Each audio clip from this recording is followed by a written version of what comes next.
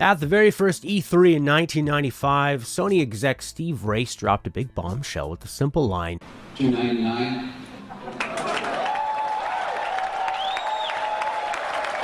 For over 20 years now, Sony and other video game developers have used E3 to maximize hype for their products and tip the all-important fall and Christmas sales in their favor.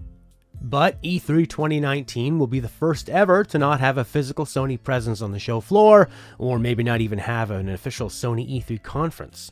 For some, this is shocking, considering the history and the grand spectacle Sony has shown, especially the last few years, but as the industry evolves, we see many reasons why it's just a sign of the times. First off, they're the first to ditch tradition. Nintendo is often the last to adopt modern ideas. For some reason, my Vita has more modern features than my Switch, but they set the trend 5 years ago. They skip live conferences for their own pre-recorded communications. EA maintains their often awkward live conferences, but they create their own pre-E3 event at a different location. Microsoft is another big fish to rent their own venue and produce a show on their own terms. All of these companies still benefit from the E3 spectacle, being advertised in most E3 schedules together and scheduled to not overlap or compete. Rockstar creates some of the most profitable games in the industry, and they ignore E3 completely. Maybe it isn't even necessary. Now, the early years of E3 were tremendously more valuable to the biggest game developers than the modern era. Closed to the public back then, fans relied on game magazines and media to publish detailed stories of what they saw. E3 was a way to centralize the information and celebrate its importance. Now, Sony and others have multiple outlets to expose their customers to products. A YouTube video could be uploaded with little fanfare, and the ravenous, oversaturated games media, including myself, will leap at the chance to share any information deemed important. Sony can also advertise on their internet-connected consoles, shoving ads for new games in your face when you're just trying to download some DLC, even though that content was probably already hidden somewhere on the main install of the game.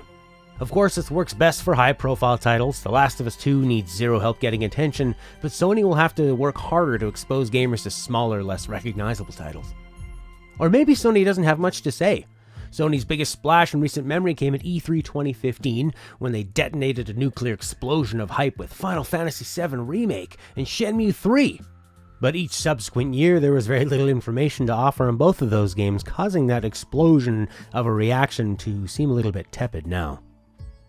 As Sony nears the potential end of the PS4 lifecycle, they probably don't have any silver bullets left in the chamber. We'll most likely need to wait for 2020 or beyond for any concrete news on the next console, or The Last of Us 2, for example. Well, what is the future of E3 and Sony's involvement? As I mentioned earlier, Sony will have no problem promoting their largest titles, while the smaller games will still require a bit of legwork. As bigger companies realize they can do the work of E3 on their own, the indies will most likely jump at the chance to fill the void. Smaller teams outside the mainstream face an uphill battle getting their projects noticed in an incredibly saturated marketplace. Steam recently opened their floodgates, allowing even more games to be released each day, furthering the problem. Now that E3 has opened itself to public access, it makes far more sense for attendees to test and discover smaller titles they might never have been exposed to before. As my friend Horky Sporky puts it, why wait 2 hours in line just to play Destiny 2 again? We have no idea what Sony will do in place of their traditional show, but we do know they also won't be producing their 4-year running PlayStation experience. Are they trying to save money? Or are they cleverly drumming up interest in a non-event and whatever they do instead? We do, however, have a good idea that whatever happens, Devolver will make fun of it.